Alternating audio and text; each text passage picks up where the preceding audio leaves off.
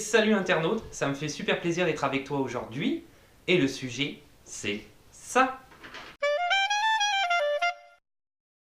Rambo 5, et oui, en fait, il y a 3 4 jours, Sylvester Stallone a laissé un message sur Instagram pour dire qu'il venait de terminer officiellement le tournage de Rambo 5. Donc le tournage vient de se finir. Ça s'appelle The Last Blood. À savoir que le premier Rambo, qui était sorti en 81 ou 82, je me souviens plus exactement, s'appelait First Blood. Donc on voit tout de suite que le cercle est terminé. Stallone a évidemment affirmé que c'était le dernier Rambo de la série, qu'il était super content d'avoir pu refaire Rambo. Il n'était pas certain en fait, il y ait un autre épisode dans la série qui soit fait. Et finalement, ça a été le cas. Et selon lui, évidemment, il essaye de vendre le film. Le scénario est quand même relativement bon, ce qui l'a poussé à faire le film. Le réalisateur de ce film-là, c'est Adrian Grönberg. En fait, lui, il est connu pour avoir fait un film qui s'appelait Get the Gringo en 2012 avec Mel Gibson, dont le scénario était écrit par Mel Gibson et Adrian Grönberg. Si tu n'as pas vu ce film-là, je te conseille d'aller le voir. C'est vraiment une perle, c'est super bon. Le scénario est très bien écrit, tout est basé sur le scénario dans l'histoire. Avec Mel Gibson qui joue formidablement bien, même si tu l'aimes pas nécessairement. Le film est quand même bon et il est vraiment à voir. Euh, Dernier petit truc par rapport à Rambo 5. Donc évidemment, il n'y a pas encore de date de sortie officielle. Le tournage vient de se terminer, mais il y a des films qui sont encore en tournage et qui ont une date officielle. Ce n'est pas le cas pour Rambo 5. Euh, Stallone avait affirmé aussi, c'était assez drôle, que pour le premier Rambo, plusieurs personnes, dont Clint Eastwood, donc on parle de Rambo First Blood en 81 ou 82, avaient refusé de faire le film, disant que le scénario était trop pauvre et que c'était pas une histoire intéressante, et que finalement Stallone, pour reprendre ses propres mots, il était comme le 11e choix dans la liste d'acteurs, et il a bien fait quelque part d'avoir dit oui, parce que quand même Rambo, le premier Rambo, c'est un classique du cinéma. Après le 2 et le 3, c'est toi qui vois, mais le premier, c'est vraiment un classique du cinéma, sans aucun problème. Donc voilà, Rambo 5, The Last Blood. Ah, dernière chose aussi, le gars qui a écrit tous les Rambo, parce qu'il y en a plusieurs qui ont été scénarisés par différents scénaristes des Rambo, mais il y a un gars qui lui les a tous écrits, qui était un vétéran du Vietnam. Ils ont été plusieurs scénaristes par film, et lui a toujours été là, y compris pour le dernier, a entamé l'écriture d'une série télévisée qui s'appellera Rambo The First Blood. Il n'est pas dit si Stallone fait partie du cast, a priori non. Il ne fera pas partie des acteurs, c'est plus des acteurs plus jeunes. Et bon, donc une série télé à venir qui est en cours d'écriture.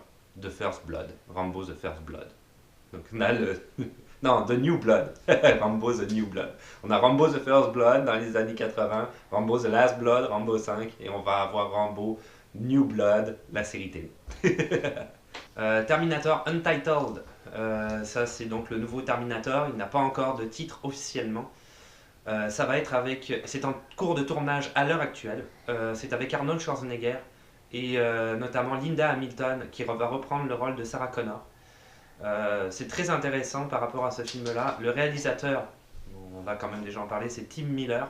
C'est celui qui a réalisé le premier Deadpool en 2016. Donc c'est quand même un bon réalisateur. En tout cas, le premier Deadpool était quand même très réussi. Néanmoins, ce gars-là a quand même pas fait beaucoup de films, donc ça sera à voir. Une chose très intéressante par rapport à ce nouveau Terminator, c'est que James Cameron, en fait, il avait vendu les droits, c'est un petit peu compliqué, il a vendu les droits à la Carolco, qui elle-même a été rachetée par une autre compagnie parce qu'elle a un petit peu fait faillite. Et bref, il ne pouvait pas récupérer ses droits, alors je ne connais pas exactement les termes du contrat, jusqu'en 2019. Et là, il les a récupérés. Donc, il est le producteur et consultant créatif sur ce nouveau Terminator. Donc, il a le droit de regard sur le scénario, il approuve ou il refuse tout ce qui est écrit dans le scénario. Selon lui, ce Terminator-là va suivre directement Terminator 2. Donc, ça ne tient pas en compte le reste de la série. Tout ça est éliminé dans la mythologie. Donc, on part tout de suite après Terminator 2. Et il va y avoir l'introduction de nouveaux Terminator. Il y a un T800, j'ai vu, et bon, c'est un T800, si tu connais l'univers de Terminator, c'est Schwarzenegger est un T800, mais il y en a d'autres. Et il va y avoir aussi un autre Terminator qui n'est pas encore dit qu'est-ce que ça va être comme Terminator exactement. La sortie du film est prévue aux US, aux États-Unis, le 1er novembre 2019. Donc ça, c'était pour Terminator Untitled. Men in Black International, donc ça, c'est un spin-off de Men in Black, ce n'est pas une suite, c'est réellement un spin-off. C'est actuellement en cours de tournage. C'est avec Chris Hemsworth et Tessa Thompson. À savoir que à l'heure actuelle, en ce moment, en fait, Chris Hemsworth, il met beaucoup de photos sur Instagram du tournage qui a lieu en ce moment. Donc on voit un petit peu des images, c'est assez cool, c'est assez cool de sa part. Le réalisateur c'est F. Gary Gray. F. Gary Gray, il est notamment connu pour avoir fait, c'est un gars qui vient du monde des vidéoclips, comme quand même quelques réalisateurs qui existent à l'heure actuelle à Hollywood. C'est un gars qui avait fait Law Abiding Citizen en 2009. C'était pas un mauvais film. Moi, j'avais quand même relativement apprécié. En 2015, évidemment, le grand Straight Outta Compton, c'est qui reprenait l'histoire de Ice Cube, etc. Les gars qui avaient fait ce groupe-là, dont le nom m'échappe, NWA. Donc, un des premiers groupes de rap qui a existé. Et The Fate of the Furious en 2017.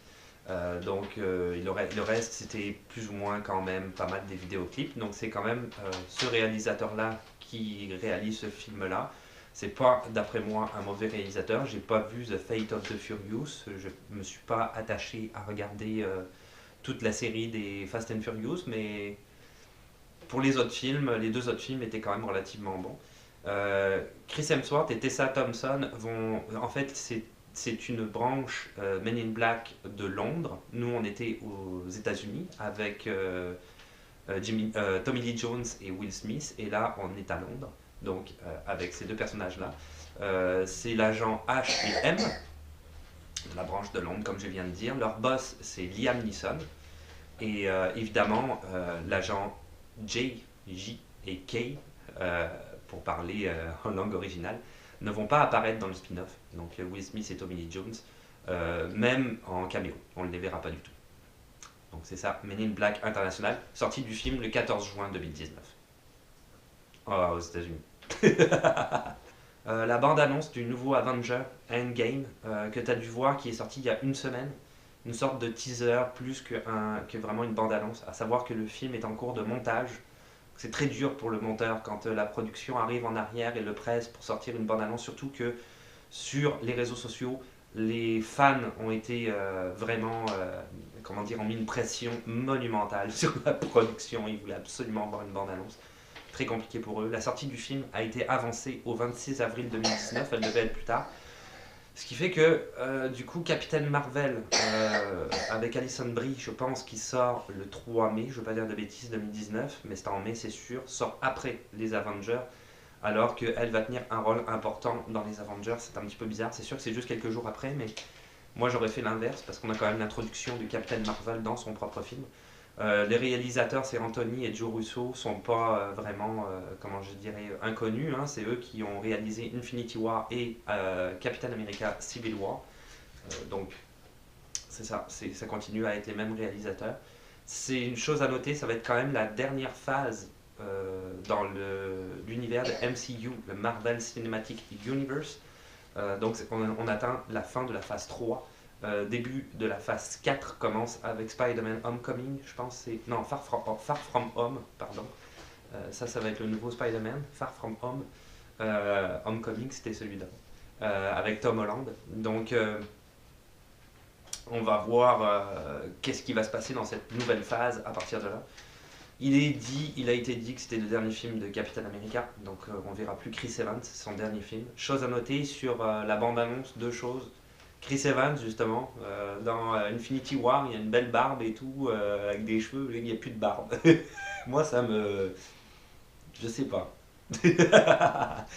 Ça me fait bizarre un petit peu. On dirait que le gars était sage et qu'il avait une barbe et qu'il était rendu un petit peu, comment dire, adulte, mature dans sa tête, mûr.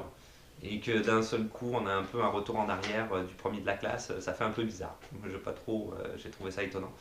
Et puis aussi, c'est sûr que, ça c'est un petit peu comme tout le monde, mais bref, si tu t'intéresses au cinéma, Avenger Endgame, et que tu vois tous les nouveaux films qui vont être faits Il va y avoir notamment un nouveau Ant-Man, je pense, qui va être fait, etc. Le nouveau Spider-Man, évidemment. Euh, il y a énormément de personnages qui meurent dans le nouveau Black Panther aussi. Ryan Coogler va faire le nouveau Black Panther 3. Donc beaucoup de personnages qui du coup sont éliminés par Thanos dans Infinity War. Et en fait, c'est pas vraiment un twist, hein. Ils vont revenir dans Endgame, c'est sûr que, que les super-héros qui restent vont trouver une solution pour les ramener. Ça paraît logique, donc du coup, il n'y a pas vraiment de twist.